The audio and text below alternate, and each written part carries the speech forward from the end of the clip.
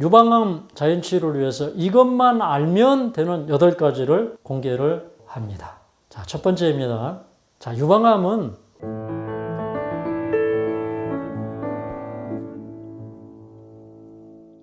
여러분 안녕하십니까? 이 자리에 오신 여러분을 진심으로 환영합니다. 유방암 이것만 알면 8가지 방법입니다. 자연치유가 안 되는 것은 오직 자연치유에 대한 불신이 있기 때문에 그렇습니다. 자연치유가 된다고 하는 확신과 자연의 방법에 따른 자연치유를 하면 대부분의 암 환자들이 회복을 할 수 있다고 믿습니다. 자, 그러면 이 시간에 유방암의 원인과 자연치유 방법에 대해서 제가 소개를 해드릴 거고요. 그 다음에 이제 힐링센터에 와서 많은 유방암 환자들이 회복을 하고 계시는데 그 가운데 한 분이 보내주신 편지를 읽어드리도록 하겠습니다. 저희 유방암이 나았습니다. 저는 14년 전 유방암 2기로 진단받고 항암과 방사선 치료를 받았으며 잘 지내다가 최근 1월에 림프와 주변 조직에 재발과 전이가 되었습니다. 저는 절망했습니다. 어떻게 치료를 해야 할지 막막했습니다. 3주, 4주 지내면서 자기 몸이 좋아지는 걸 느끼면서 이제 그 다음은 이런 것을 적었습니다. 각각의 기능들이 좋아지고 있었으며 피 모양과 색깔이 예쁜 모양과 맑은 색으로 변화된 것을 보고 다가올 병원 검사가 기대가 되었습니다. 그렇게 4주를 보내고 집으로 돌아오면서 검사 결과를 보고 다시 오기로 원장님과 약속을 하였습니다. 깨끗하게 치료받은 초음파 팩트 검사 결과를 기다리며 종양이 줄어들었다고 말씀하시면 좋겠다 생각했는데 교수님께서 웃는 얼굴로 깨끗하게 치료되었습니다 라고 말씀하셨습니다. 이것이 기적이구나. 너무 기뻤습니다. 항암 치료하자고 말씀하실까 두렵고 떨렸는데 정기 검진만 하라 하시니 너무 감격스러웠습니다. 그래서 이분이 이제 다시 오시기로 하셨는데 깨끗하게 되었다고 하시니까 이제 안 오시고 대신 편지를 보내주셨습니다. 저는 양치기 소년처럼 자연치유하면 유방암이 치유가 됩니다 라고 얘기를 자주 했지만 많은 사람들이 정말로 자연치유하면 유방암이 치유될 수 있을까라고 의심하면서 잘 따라주지 않았습니다. 유방암 예방과 자연치유라고 하는 이 타이틀로 제가 한번 강의를 해서 인터넷에 올렸는데 3만 번 넘게 클릭이 되면서 참 많은 분들이 따라 하셨어요. 어떤 분은 제가 이 원장님 강의를 따라서 과외식을 했더니 암이 정말로 줄어들었습니다 하고 찾아오신 분도 계십니다. 우리 그 사이트에도 이미 올라가 있지만 이태리에서 오신 그분은 뭐 이름 다 공개하셨으니까 이제 고기영 사모님도 이쪽에 오셔서 이렇게 자연치료 하시면서 조그마한 암이 이렇게 유방암이 조금씩 이렇게 줄어드는 그런 과정 가운데서 이제 간증을 하신 분이 계시고 그 다음에 또 저희 홈페이지에 올라가 있는데 상담을 받으시고 이제 집에서 3주를 했는데 한 6cm대에서 5cm대로 3주 만에 암이 줄어들었어요. 정말 이건 감사하고 기적이 아닙니까?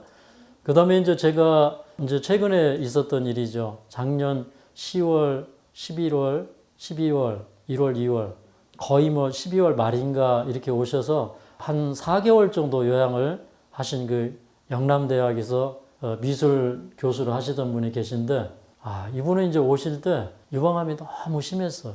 변형이 되고 다 진물이 흘러내리고 수술도 안 되고 항암도 안 되는 그런 처지였습니다. 이제 이분이 오셨을 때 저하고 이렇게 상담을 이렇게 쭉 했어요. 저는 그래도 이분이 그렇게 웃을 수 있고 걸을 수 있으니까 애과부로 전이가 돼서 이걸 못합니다. 이렇게 물건을 이렇게 들 수가 없어요. 손을 뻗지 못하고 잘 움직이지 못합니다. 그런 상태에 있었지만 그러나 이분은 웃고 있었고 걸을 수 있었고 밥 먹을 수 있었습니다. 그래서 저는 한번 해보십시다. 잘 될 것 같습니다. 라고 얘기했는데 그 남편이 옆에서 빙그레 웃으시더니 저도 의사입니다. 이렇게 얘기했어요. 사모님을 모시고 나가서 여기 원장님 말씀이 신뢰가 가니까 한번 해보라고. 그래서 이제 이분이 정말 1개월 정도 지났을 때 자기 이제 가슴에 이제 암덩어리를 자기는 이제 볼 수가 있잖아요. 이게 다 돌출되고 튀어나오고 그 다음에 매일 저녁 드레싱을 하는 것입니다. 맨날 고통스럽지만 그러나 이분은 늘 웃으시면서 감사하고 또 우리 환우분들하고 이 미술 수업을 해주셔서 그 그분이 그린 그림이 저 우리 쿠킹 스튜디오에 2층 올라가는 계단에 이렇게 쭉 전시되어 있죠. 그때 이제 그림 같이 그렸던 분들도 여기 계신데, 그런데 이분은 이제 이 유방암뿐만 아니라 유방암이 이제 말기가 되니까 폐로 전이가 되어서 나중에 들은 얘기지만, 원장님 사실은 제가 폐에도 3cm짜리, 4cm짜리 이런 게 20개가 있습니다. 그래. 근데 이분이 이제 처음에 걷기가 힘들었어요. 근데 걸어 다니시고 산에 다니시고 제가 이제 꽃 심을 때 옆에 와서 같이 꽃도 심어주시고 할 만큼 급속하게 회복이 되었고, 한 4주 뒤에는 이분이 굉장히 많이 회복이 되었습니다. 또 이렇게 이 중국에서 환자분 한 분이 오셨는데 통역을 해주고, 그래서 그 엔젤이라고 하는 그 여자분이 저희 요양원에 들어올 때 남편이 당신은 유방암 자연치유가 될 수 있으니까 한번 가자 이렇게 데려왔는데, 이 와이프는 확신이 없어요. 이번에 조직을 띄워서 이제 미국으로 보내고, 이 두 분이 미국에서 살고 있었기 때문에 이제 미국에 가서 현대적인 이런 방법으로 항암을 하고 수술을 이제 하라고 병원에서는 권유하는데, 근데 남편은 여기 와서 이제 아내가 자연치유를 하기를 바랬어요. 그래서 가면서 원장님 제 와이프를 잘 부탁합니다. 저는 원장님만 믿습니다. 그런 말이 사실은 제일 무섭습니다. 그런데 그분이 이제 처음에 와서 음식을 많이 드시는 그런 습성이 있었고, 그 다음에 저녁에 이렇게 차를 자주 마셨어요. 그래서 이제 우리가 2주 지나고 3주 지났는데 이상하게 건강 레벨이 안 올라가요. 나중에 보니까 몸에 좋다는 걸 많이 먹고 또 차를 마시고 이런 이제 원인이 있어서 제가 분명히 좋아질 거다. 그러니까 차를 마시는 습관을 버리자. 이렇게 이제 설득을 해서 1, 2주 지났는데 그때부터 이제 몸이 변화되기 시작했어요. 그래서 이제 대략 한 2달쯤 되었을 때 이분이 병원에 갔다 왔는데 좋은 소식을 가지고 왔습니다. 항암 안 해도 됩니다. 그래서 이제 그분이 간증을 하셨잖아요. 그리고 우리 지금 그 유튜브에 올라가 있는데, 이런 그 자연치유 사례들이 계속 나오고 있는데, 이건 뭐냐면 유방암은 소화시킬 수 있고 운동할 수 있어요. 다행히 우리 면역력을 끌어오는데 크게 지장이 없습니다. 그래서 저는 유방암 사기를 할지라도 살 수 있다, 나을 수 있다, 이런 이제 희망을 여러분에게 드리기를 원하고요. 하여튼 뭐 우리 경수 사모님도 이게 좀 통증이 있고, 사실은 처음에 왔을 때 굉장히 저는 심각하게 봤습니다. 이거 정말 될까 이럴 정도로 좀 고민이 되었어요.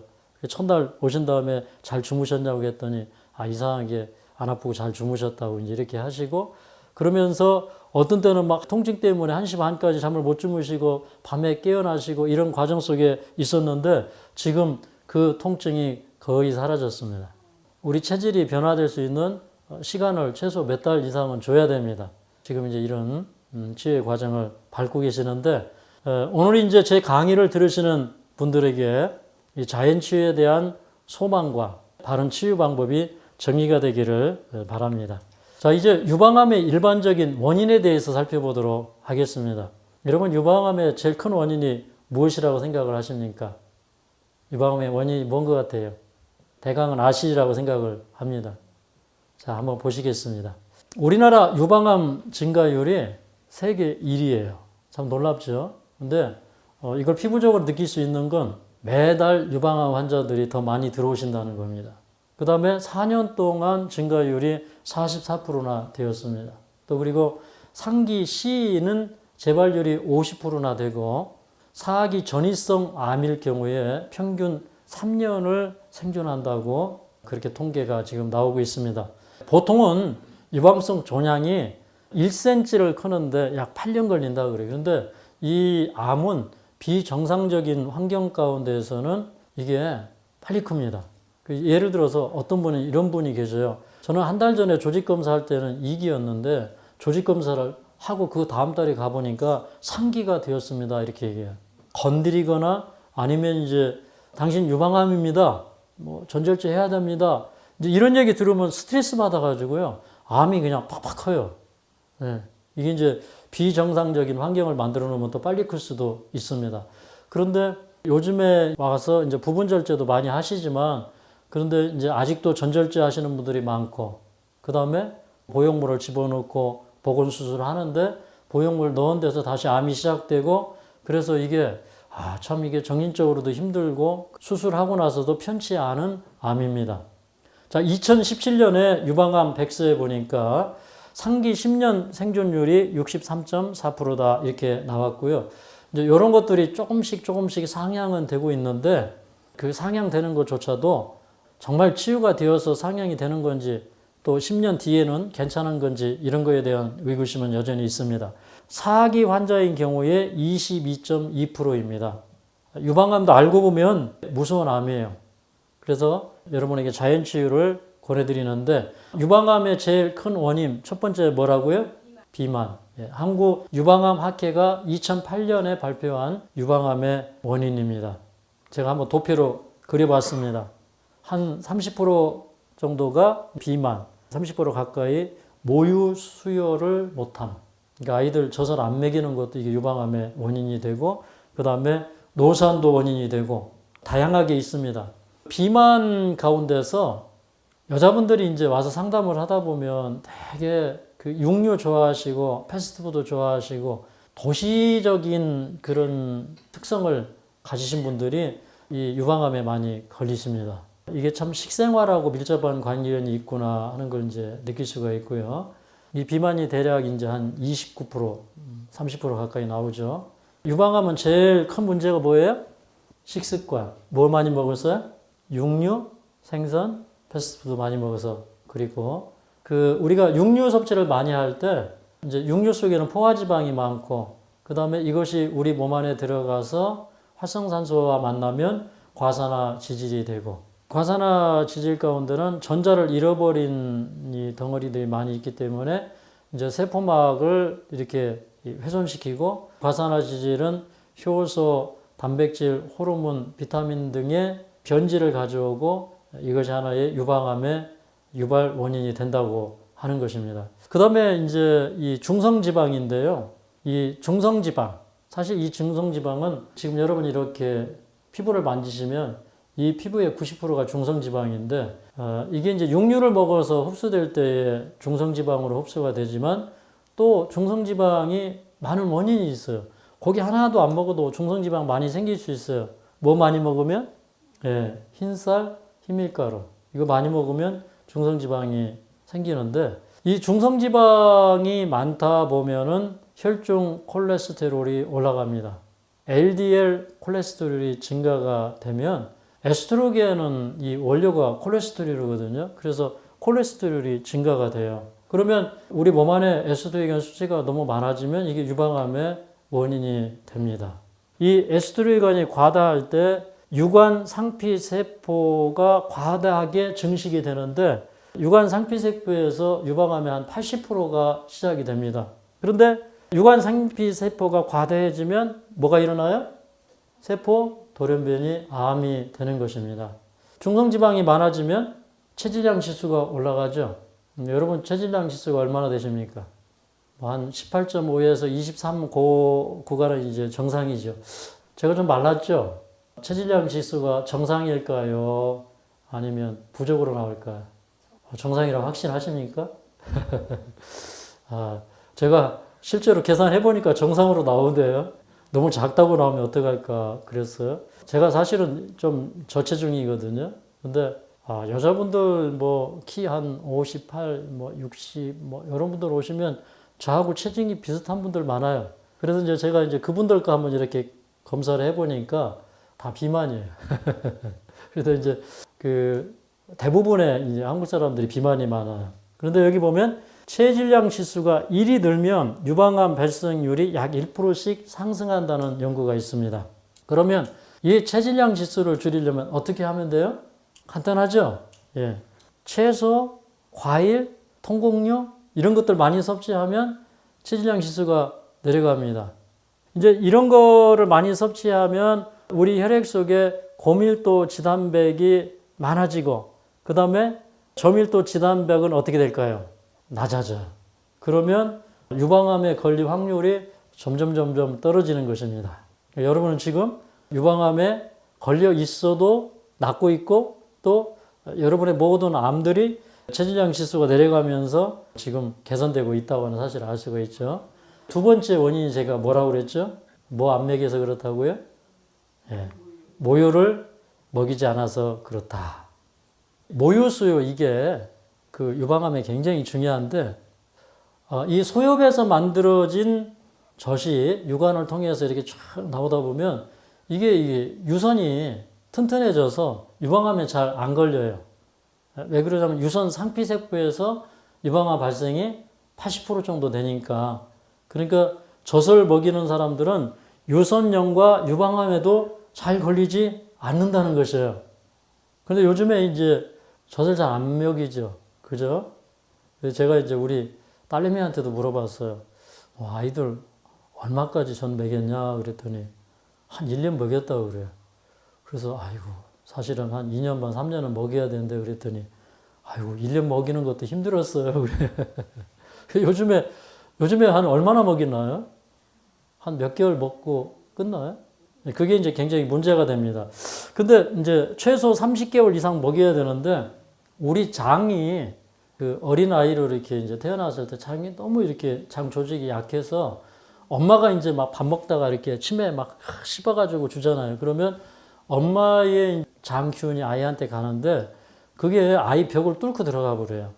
그래서 이제 뭐 아토피도 되고 뭐 피부 질환도 되고 이게 이제 굉장히 문제가 되죠. 근데 엄마가 젖을 한 30개월 먹이면 산후 출혈이 감소가 되고 그 다음에 유방암과 난소암을 예방하는 이 좋은 방법입니다.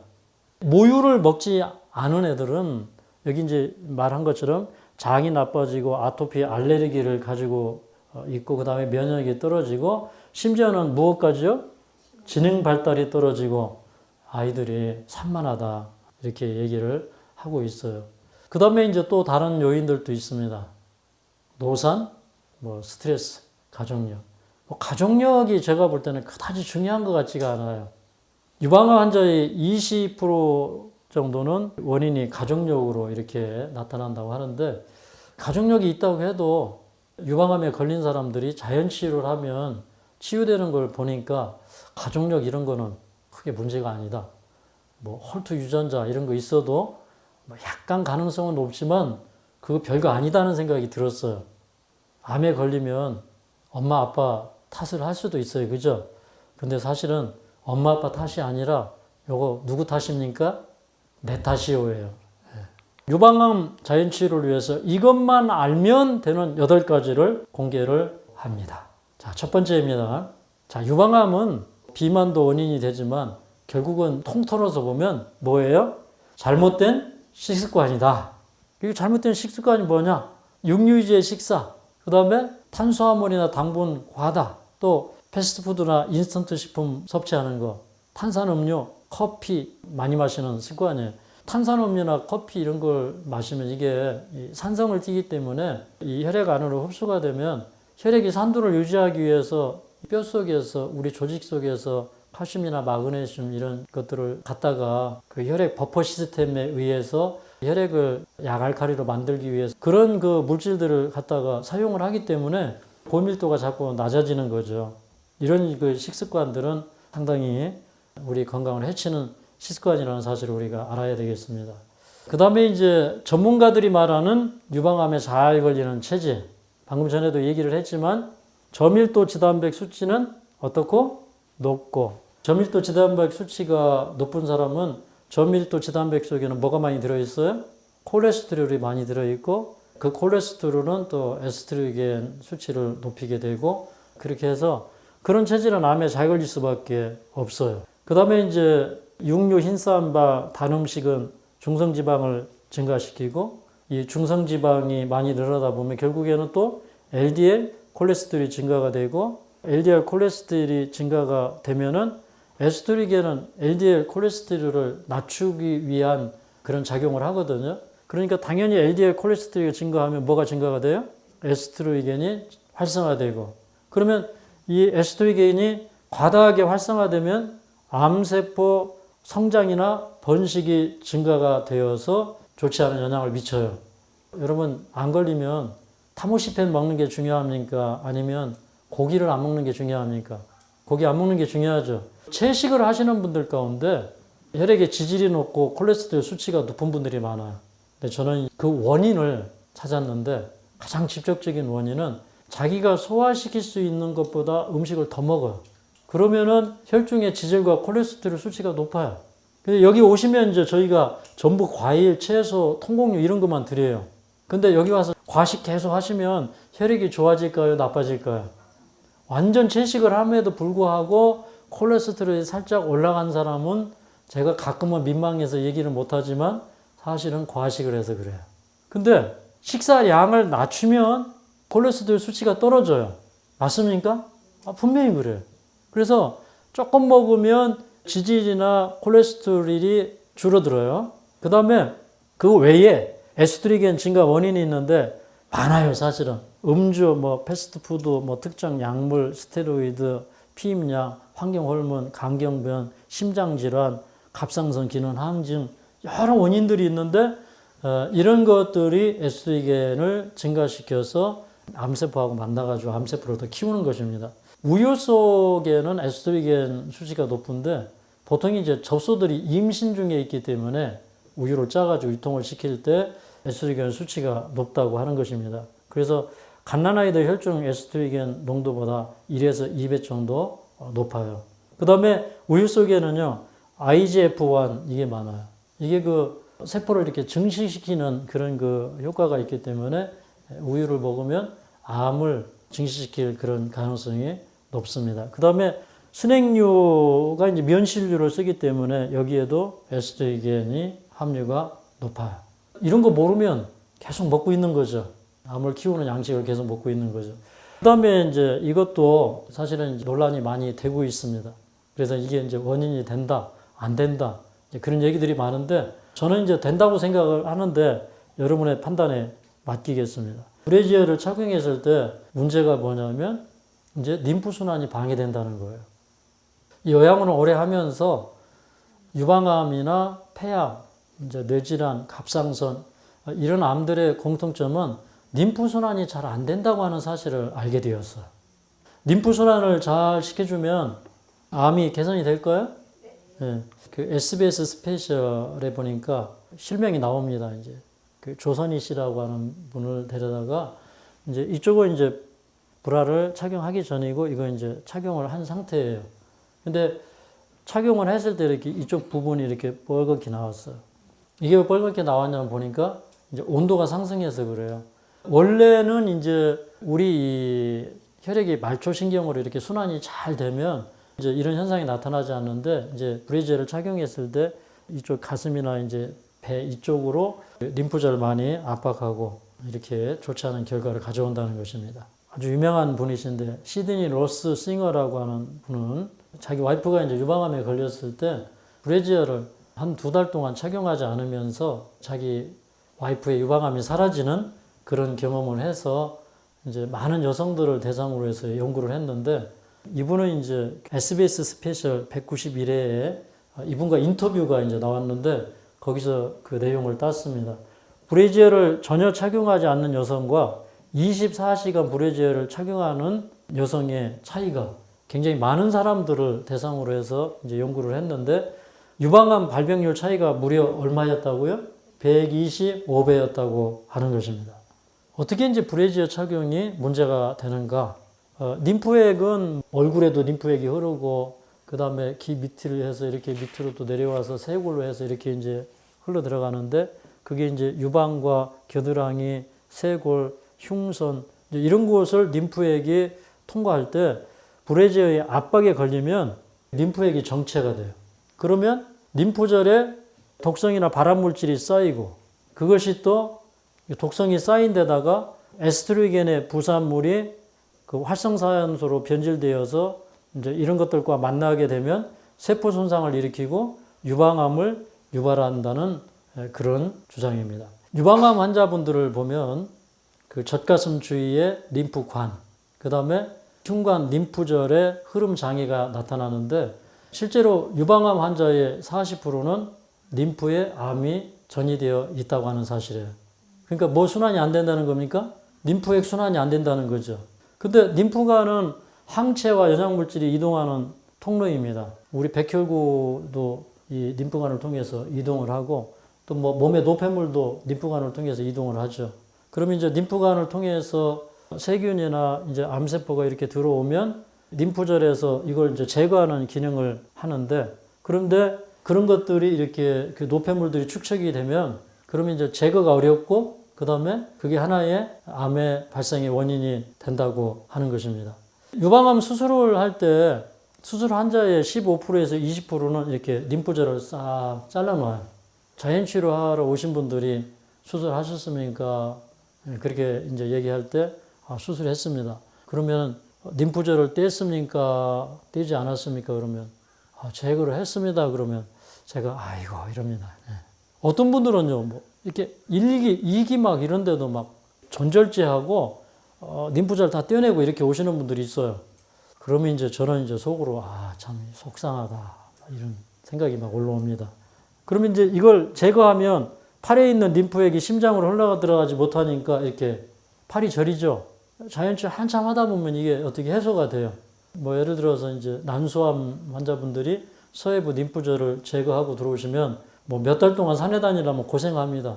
그러다가 몇 달 혹은 한 1년 지나면 그게 또 없어져요. 비록 림프절을 제거했어도 열심히 자연치유하면 된다. 이런 생각을 하게 되었습니다. 제가 읽으면서 자연치유에 대해서 많이 깨달은 책이 이 책인데, 의사들도 모르는 기적의 간청서. 여기 보면 이런 얘기가 나옵니다. 가슴 림프관 폐색은 또한 왼쪽 가슴의 림프관 폐색을 불러일으킨다. 그로 인해 남겨진 독성 물질과 노폐물이 감염, 부종, 유방 종괴, 유관 폐색, 악성 종약을 발생시킬 수 있다.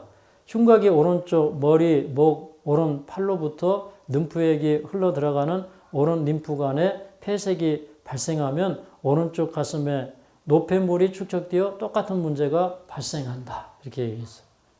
제가 보니까 아마 오른손보다는 왼손을 조금 덜 쓰기 때문에 왼쪽에 유방암이 발생하는 빈도가 좀 높은 것 같아요. 제가 이제 상담을 해보니까 이제 그런 것들도 다 뭘 얘기해 주는 거예요?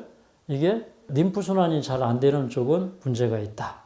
그러니까 이제 운동을 잘 해주는 것도 하나의 또 방법이 되기도 합니다. 브래지어를 하면 순환이 잘 안 되니까 문제가 돼요. 사실은 어떤 암에 걸려있든지 다 끌어버리면 제일 좋겠죠. 림프액이 잘 흘러가야 되는데 이게 잘 흐르지 않으면 이제 유방, 겨드랑이, 쇄골, 흉선을 통과하는데 장애가 나타난다.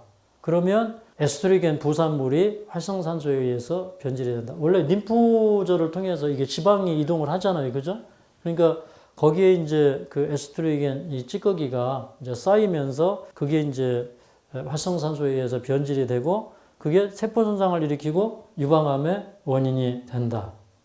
자, 그 다음에 이제 그렇게 이제 변질된 에스트로겐 부산물이 소엽과 유관에 축적이 되어서 이제 유방암이 생기는데, 실제로 유방암의 75%에서 85%는 소엽이나 유관에 발생하는 침윤성 유감인 것을 볼 때, 이것이 더 분명하구나 하는 것을 깨달을 수 있다고 하는 것입니다.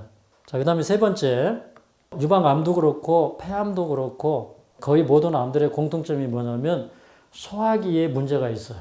그래서 우리 면역력을 끌어올리거나 암을 고치는 데 있어서 소화기를 안 고치고도 암을 치유할 수 있는 사람은 거의 없습니다. 그 다음에 소화기가 안 좋은 사람들은 몸 안에 부패 세균들이 많아요. 우리 몸에 이제 해로운 세균들이 굉장히 많아요.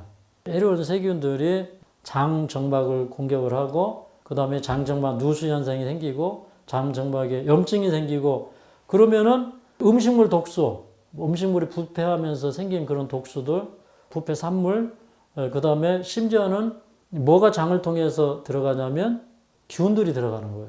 근데 이게 어떤 때는요, 유익균이 우리 몸 안에 들어가도 문제가 돼요.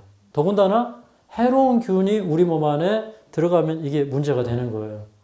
그럼 그거는 뭐 질병의 원인도 잘 찾을 수도 없고요. 자가면역 질환 형태로 여러 가지 질병으로 나타날 수가 있습니다. 그래서 소화기는 반드시 회복을 시켜야 돼요. 여러분이 고기를 잘 드시면 폴미티쿠스군 균의 그런 종류들이 이렇게 많이 드러나요. 얘네들은요, 지방을 달라고 아우성치는 그런 미생물들이에요. 그러니까 내가 자꾸 고기 먹고 싶은 거는요, 우리 이 장과 뇌는 이렇게 이 다리가 놓여져 있어서 서로 이제 이 정보를 주고받아요. 그렇기 때문에 고기를 달라고 걔네들이 아우성 치는 거예요. 근데 우리가 예를 들어서 이제 채식을 많이 해요. 이제 섬유질을 좋아하는 박테로이데테스균. 여기 이제 펄미티쿠스균이나 박테로이데테스균이 우리 이 장의 미생물의 뭐 대부분을 차지하고 있어요. 그러니까 내가 섬유질을 계속 먹고 과일, 채소, 통곡류 이런 거 먹으면 그걸 좋아하게 돼 있어요. 왜 그러냐면 이 장 속에 사는 우주의 거민들이라고 해야 될까요? 얘네들도 우주의 거민들이다 이렇게 생각을 해야 돼요. 그래서 저는 제 이 장 속에 있는 이 미생물 세계의 왕이다, 통치자다 저는 이렇게 생각합니다. 아니 38조 개나 되는 미생물이 있다는데 참 인간의 생명은 위대합니까? 그러니까 내가 어떤 식습관을 가지고 있느냐에 따라서 미생물층이 형성이 되고 그 미생물층은 아주 종류가 다양해야 돼요. 그래야 각 기관의 건강을 유지할 수 있는데 특정 그 미생물이 없으면 특정 암에 걸려요. 우리 이 소화력을 회복시키는 건 대단히 중요합니다. 자, 다시 한번 말씀드리면 장 정막 조직이 파괴되고 림프 조직과 모세혈관에 많은 독소와 부패, 산물이 또 유입이 되고 또 미생물이 유입이 되면 그게 흉부, 림프절, 가슴, 림프관 폐색의 원인이 되고 유방암의 원인이 되는 거예요. 뭐부터 고쳐야 돼요? 네, 장부터 고쳐야 돼요. 자, 이제 좀 정리를 해서 유방암 자연치유 노하우 8가지를 공개하겠습니다. 첫 번째, 우리 체질을 제일 빨리 바꾸는 비결이 뭐냐면 과일식을 하는 겁니다. 여러분, 우리 장 정막 조직은요, 쉴 때, 뭐 예를 들어 위는 위장이 비어 있을 때, 그 다음에 소장은 소장이 비어 있는 시간이 많을수록 빨리 회복이 돼요. 왜 그러냐면 우리 이 점막 조직의 세포들은 굉장히 빠른 시간 안에 바뀌기 때문에 그렇습니다. 그러면 과일식을 해서 공복기를 주면 소화기가 회복이 되고 그 다음에 우리 담즙이나 췌장악 분비를 거의 하지 않아도 과일은 그냥 흡수가 됩니다. 그 다음에 과일 속에 그런 영양 성분들은 림프절을 청소하는데 아주 유리합니다. 지방떡을, 림프 속의 지방떡을 청소해 주는데 과일이 아주 좋습니다. 그 다음에 이 과일 속에 들어있는 팩틴이 있는데 장벽에 달려붙은 독소와 지방 찌꺼기들을 끌고 나가서 배출을 시켜줘서 장을 깨끗하게 해줍니다. 근데 과일 갈아 먹으면 그런 효과가 잘 안 나타납니다. 녹즙을 여러분 드시잖아요. 근데 그런 효과가 잘 나타나지 않고 이제 문제는 이제 섬유질이 들어가지 않았을 때 이게 섬유질이 분쇄되어 들어갔을 때 위장 운동이나 소장 연동 운동을 잘 시켜주지 않아서 소화력이 계속 떨어집니다. 그 다음에 이제 과일을 먹었을 때 미세한 수용성 섬유질이 있는데 제가 이제 미국에 10몇 년 전에 들어가서 책을 읽었는데 그 책에 보니까 이 섬유질이 혈관에 들어가서 혈관벽의 노폐물을 청소해 준다고 그렇게 나와 있어요. 참 신기하죠. 그 다음에 많은 유기산들이 있는데 혈액을 정화시켜 줍니다. 그 다음에 과일 속에 수분이나 성분들이 피를 맑게 해주고 산소를 공급해주고 림프 속에 지방산을 비롯해서 호르몬이나 영양소들의 이동을 활발하게 해줍니다. 그 다음에 이 과일 속에는 단백질과 지방질이 거의 없어요. 그러니까 소화 대사 과정에 부담을 주지 않고 림프절에 쌓인 찌꺼기를 효과적으로 분해를 시켜줍니다. 가장 중요한 것은 단백질이나 지방질이 분해될 때에 독소가 생기는데 그런 독소가 생기지 않고 그 다음에 암세포도 성장을 하려면 단백질이 필요한데 단백질을 공급을 하루 이틀 이렇게 중단할 때에 암 증식이 억제되는 그런 효과를 기대할 수 있다는 것입니다. 과일을 먹으라고 그러니까 사람들이 제일 염려하는 게 뭐예요? 당을 제일 많이 염려합니다. 근데 사실은 이제 회에서 느끼는 당도는 높은데 근데 실제로 당 함량은 의외로 적어요. 과일 속에 제일 많은 게 뭐예요? 수분이 많아요. 당 함량이 그렇게 많지가 않아요. 그래서 100g 속에 당 함량이 얼마나 들어있는가 봤더니 사과는 10.39, 단과일은 12도 될 수 있고 13g도 될 수 있습니다. 배 7.05, 귤 10.58, 수박, 오렌지, 딸기, 바나나 이렇게 쭉 나오죠. 여기 밑에까지 다 읽으셨죠? 근데 이게 보니까 다 그냥 웬만한 과일들은 한 16, 그 이하예요. 그러면 이 당이 정말로 어디에 많이 들어있을까? 이걸 보니까 곡물 영양성분 비교 표이거든요. 똑같은 100g 속에 보니까 이 탄수화물이 키노아 69, 귀리 69, 쌀 80, 밀 78, 보리 80. 이게 비록 복합당이긴 하지만 그래도 복합당도 당은 당이다. 맞습니까? 그러니까 결국에는 당을 많이 먹는 거는 사실은 밥 먹는 거예요? 과일 먹는 거예요? 밥을 먹는 거죠. 그러니까 사실은 밥 먹고 과일 먹고 그러면 그야말로 과당이 되는 것입니다. 그런데 그냥 우리가 뭐 한 200g 정도 이렇게 통상적으로 섭취하는 과일은 실제로는 상당히 낮은 칼로리가 되기 때문에 지금까지 이제 이 과일식을 통해서 지금 현재 담낭한 말기 우리 사모님 어디 가셨나요? 뒤에 계시네요. 참 우리 이 비밀이 하나 있는데 사실대로 말씀을 드릴 수도 없고 병원에서 3개월을 산다고 했다. 이렇게 알고 계시잖아. 말해도 될라나 모르겠어요. 알고 계시는지 몰라요. 근데 사실은 어떻습니까? 근데 지금 아무 증상도 없고 30년 먹은 뭐가 끊어졌어요? 당뇨약을 끊었어요. 근데 괜찮아요. 그죠? 그리고 이제 고혈압 환자분들 그렇게 많이 오시는데 요즘에 당뇨, 고혈압 이렇게 강의하면 막 사람도 엄청 듣대요. 그런데 우리는 그거 당뇨, 고혈압 이거는 그냥 기본적으로 이렇게 패스되는 거라 그건 강의조차도 잘 안 하는데 요즘 사람들은 뭐 고혈압이 뭐 자연치유됐다고 그러면 막 클릭수가 엄청나대요. 그래서 저도 한번 해야겠다는 생각했습니다. 그 다음에 이제 두 번째 뭘 많이 먹어야 돼요? 콩과 아마씨를 매일 일정하게 섭취하시라. 사람들이 콩 하면은 무슨 생각이 딱 납니까? 병원에서 콩 먹지 말라고 그랬는데요. 에스트로겐이 많이 들어있다고 먹지 말라고 그랬는데요. 그 다음에 아마씨는 왜 좋아요? 아마씨는 우리 장 속에 있는 독을 이끌고 나가기 때문에 흡착해서 이끌고 나가기 때문에 아마씨는 대단히 좋습니다. 근데 요거 많이 먹어야 되는데 이제 우리가 이 이소폴라본에 대한 똑바른 이해가 있어야 되는데 콩 속에 들어있는 거는 사실 에스트로겐입니까? 아니면 이소폴라본입니까? 네.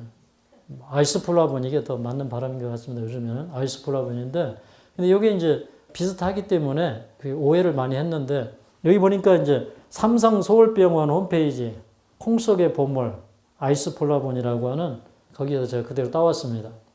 동양인의 콩 섭취량은 서양인보다 많은 것으로 보고되고 있습니다. 아이소폴라본의 항암 효과는 유방암에 대하여 가장 많은 연구가 보고되었습니다. 유방암 외에도 전립선암, 대장암, 심혈관 질환, 골다공증 및 폐경기 증후군 등의 예방에 긍정적인 역할을 하는 것으로 알려져 있습니다.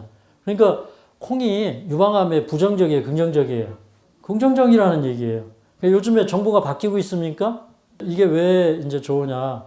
이제 사실은 이 아이소폴라본이 에스트로이겐과 그 다음에 이제 아이소폴라본이 우리 몸 안에 같이 있으면 그럼 이제 암세포가 에스트로겐이 결합될 이 수용기를 가로채가지고 이 아이소폴라본이 가가지고 이 암세포하고 딱 결합이 돼요. 그럼 암이 큽니까? 억제됩니까? 억제가 돼요. 근데 암세포가 에스트로겐을 딱 만나면은 이게 증식이 되는 성향이 있는 거예요. 그러니까 콩은 오히려 암을 예방하는 데 좋은 것입니다. 또 억제하는 데 좋은 것입니다. 세 번째, 우리 림프 속의 나쁜 지방은 좋은 지방으로 치웁니다. 우리 몸속에 나쁜 지방을 좋은 지방으로 치워주면 되는 거예요. 그래서 림프와 혈관 청소를 위해서 오메가3가 많은 아보카도나 들깨를 많이 드셔라. 좋은 얘기입니까? 네, 맞는 얘기죠? 제가 얘기했는데 불에지요? 착용하고 살으라, 끓고 살으라. 사실은 이제 예쁘려고 하는 거예요. 어떤 연구를 보니까 예쁘려고 하는데 이게 아름답지 못한 모양으로 이렇게 변형이 돼요, 오히려. 그러니까 사실은 안 하는 게 더 좋다. 사람들은요, 이제 나쁜 습관을 버려라. 이게 자연치유잖아요, 그죠? 그러면 고기를 먹는 사람들은 어떻게든 고기를 먹는 걸 이제 정당화시키고 좀 편리한 방법으로 자연치유 하시려고 하는 분들은 좀 엉뚱한 거 먹으면서도 어떻게든지 그걸 또 합리화시킵니다. 이것도 우리가 뭐 합리화하면은 합리화가 되는 것이고 또 그것이 나쁘다고 생각하면 고쳐지는 것이고 저는 그렇다고 생각을 합니다. 그 다음에 뭘 많이 먹어라? 채소와 과일을 섭취하라. 아까 이제 이거 한번 나왔는데 채소와 과일을 섭취하라. 다섯 번째는 제가 이제 힌트 아주 유방암에 좋은 힌트를 하나 드릴게요. 여기 사실 오늘 강의는 안 들어가 있지만 숲팩을 가지고 온열 찜질을 하는 게 이 림프를 뚫어주는데 굉장히 좋아요. 그리고 또 뭐가 좋아요? 숲파스 붙이는 거. 그 다음에 우리 천연 항생제, 또 항염제 이런 것들을 식품 속에서 취하는 것이 암에 굉장히 좋다는 사실을 또 말씀을 드립니다. 그 다음에 1일 2식을 실천하라. 어제 제가 강의했죠. 같은 칼로리를 먹어도 아침과 점심으로 2번에 나눠서 먹는 것이 3번 나누어 먹는 것보다 훨씬 좋다. 그러니까 저녁은 굶어도 좋고 먹으려면 사과 1개 정도에 한 200g 정도를 과일식으로 하시면 좋다. 과일 속에 각종 유기산이나 항산화제, 시트로산, 비타민C 이런 성분들은 우리 몸을 해독하고 림프를 잘 돌려주는데 아주 효과적이기 때문에 그렇습니다. 그 다음에 이 과일식을 할 때 지방이 부족할 수가 있어요. 그런데 사실은 그 과일식을 해도 지방이 그렇게 부족하지는 않아요. 왜 그러냐면 공복기에 주무시면 어제 제가 공복기에 뭐가 많이 분비된다고 그랬어요? 뭐가 공부 잘하셨나 한번 볼게요. 공복기에 무슨 호르몬이 나온다고 그랬어요? 성장 호르몬. 아이, 박수 한번 쳐드리고 한번 하시죠. 네. 성장 호르몬이 나오면 회복이 잘 돼요. 그 다음에 뭐가 또 잘 된다고 그랬어요? 지방 분해가 잘 되고 골 교체율이 증가가 되고 여러 가지 이제 증상들이 나타나는데 그래서 사실은 이제 과일식을 할 때 우리 몸속에 있는 잉여 지방을 태워서 분해를 해서 에너지를 내기 때문에 사실은 너무 장기간만 이제 지방을 안 드시면 괜찮은데 근데 어쨌든 과일식 할 때 지방이 과일 속에는 부족하니까 지방이 많이 들어있는 과일을 먹으면 좋아요. 그러니까 아보카도는 15%가 지방이에요. 단백질도 2g 들어있어요. 많이 들어있는 거예요. 단백질 2g 들어있으면. 그 다음에 이제 아보카도는 불포화 지방산인데 그 가운데 올레산이 67%인데 오메가9 이 올레산은 LDL 콜레스테롤을 낮춰줘서 심혈관계 질환을 개선시키는데 가장 좋다. 그래서 어떤 사람들은 지구상에 가장 좋은 지방이 아보카도이다. 이렇게 얘기합니다. 우리 아보카도 좀 비싸지만 매일 드리고 있잖아요. 그 다음에 이번에 이제 제가 또 연구하면서 그러면 단백질 부족한 거 어떡할 거냐. 이제 말기 환자분들이 잘 먹지는 못하죠. 흉수차죠. 복수차죠. 그러니까 혈액 속에 알부민이 부족해가지고 그런 현상도 일어나니까 알부민을 먹어야 돼요. 근데 햄프시드에 보니까 필수 아미노산을 포함해서 20가지 아미노산이 모두 들어있더라. 얼마나 감사합니까? 하나님 여기다 다 넣어놓으셨으니까. 필수 아미노산 에디스틴도 있고 또 알부민이 들어있어서 흉수나 복수찬 환자들에게 이게 굉장히 도움이 되는 거예요. 그러면 이제 우리가 단백질 부족할까 봐 고기 먹으려고 하지 말고 30%나 들어있는 햄프시드 한 수저 드시면 되는 겁니다. 그러니까 과일식 하시고 난 좀 많이 딸리는 것 같아요. 그러면 30분 뒤에 햄프시드 한 수저씩 아침과 점심에 드시면 단백질 해결되는 겁니다. 그냥 뭐 어지간히 좀 버틸 수 있는 분들은 이런 것도 안 먹고 그냥 과일만 하면 해독은 사실은 더 잘 되는데 이제 영양 불균형이 심각하게 우려되거나 너무 이제 식사를 소화를 못 시켜서 못 먹는 분들은 이렇게 한 수저씩 드셔도 좋겠습니다. 자, 그 다음에 이거 꼭 지키셔야 돼요. 왔더니 뭐가 없더라? 텔레비가 없더라.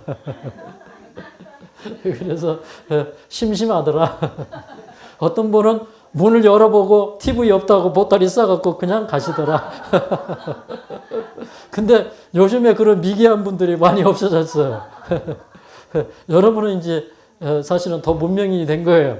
문명인은 뭐냐면 TV 안 보고 일찍 주무시는 게 문명인이에요. 동의하십니까? 예. 그래서 이게 전자파도 상당히 좋지 않고 우리 생체 리듬을 살리는 데는 일찍 주무셔야 돼요. 저녁에 전부 치료제가 나오니까 저녁에 어쨌든 일찍 주무셔야 됩니다. 저녁에 아픈 것도 다 치료제가 나와서 그래요. 그 다음에 자, 8번째. 뭐 먹지 말아라? 커피, 탄산음료, 인스턴트 음식을 먹지 말아라. 왜 안 먹어야 되는지 여러분이 좀 살펴보시기 바랍니다. 정말 커피 한 잔에도 천여 가지 화학 성분이 거기 들어있다. 이제 이런 얘기를 하고 커피는 또 이렇게 우리 몸 안에서 수분을 탄수시키잖아요. 그죠? 카페인이 없다고 할지라도 커피는 산성이고 거기에 화학 성분이 많이 들어있으니까 먹지 않는 것이 좋다. 이제 이게 들어가가지고 우리 피를 산성화 시키니까 우리 이 산성화되면 자꾸 암이 좋아하잖아요. 그죠? 근데 과일 먹으면요. 여러분, 우리 과일 주변의 조직이 전부 알칼리로 변하는 거예요. 그러면 암세포가 성장을 멈추는 거예요. 그러니까 암세포 빨리 멈추게 하려면 제일 빠른 게 사실은 과일식이에요. 뭐 어떤 분이 암세포 열흘 만에 멈추게 하는 법. 그래가지고, 야, 참 용기 있게 올려놨다. 속으로는 사실은 그런데. 잘못하면 욕먹잖아요. 그죠? 이렇게 딱 단정을 짓는 건. 그렇지만 사실은 암세포를 가장 빨리 멈추게 하는 건 피를 알칼리로 바꿔주는 것입니다. 일찍 주무셔야 되는 게 몇 년 전에 우리 이 뇌 속에 시신경 교차 사항액이라는 곳이 있는데 여기 보니까 생체 시계가 있더라. 그래서 미국 사람들이 이 생체 시계를 발견해가지고 노벨 생리의학상을 받았죠. 그런데 거기에 이제 생체 시계가 있는데 밤에 불을 일단 꺼야 잠을 자게 하는 단백질이 생산이 되고 또 멜라토닌도 생산이 돼요. 근데 불 켜놓고 있으면 말짱 도루묵이에요. 저녁에는 불을 꺼야 된다. 그 다음에 이제 낫을 주관하는 생체 시계가 작동되는 게 뭐냐면 창문을 열고 동력의 햇살을 쳐다보라는 겁니다. 해 뜰 때까지 주무시면 안 되잖아요. 아침에 일어나가지고 자 동쪽에서부터 이렇게 날이 밝아오니까 빛을 보는 거예요. 해는 안 보여도 빛은 있잖아요. 그죠? 그 빛을 보는 거예요. 그러면은 이제 그 생체 시계가 이렇게 시간이 딱 타이밍이 맞춰져 가지고요. 외국에 갈 때 그렇게 해서 이제 아침에 딱 일어나서 동력을 쳐다보면 하루 정도 뭐라고 합니까? 그 시차적응 이게 빨리 된대요. 그래서 저녁에 일찍 주무시는 거 이것도 자연치유의 한 방법이 되겠습니다. 자, 지금까지 8가지 방법에 대해서 말씀드렸는데 여러분 확신 가지고 실천하셔서 여러분 모두가 건강하시고 행복하시기를 바라면서 강의를 마치겠습니다.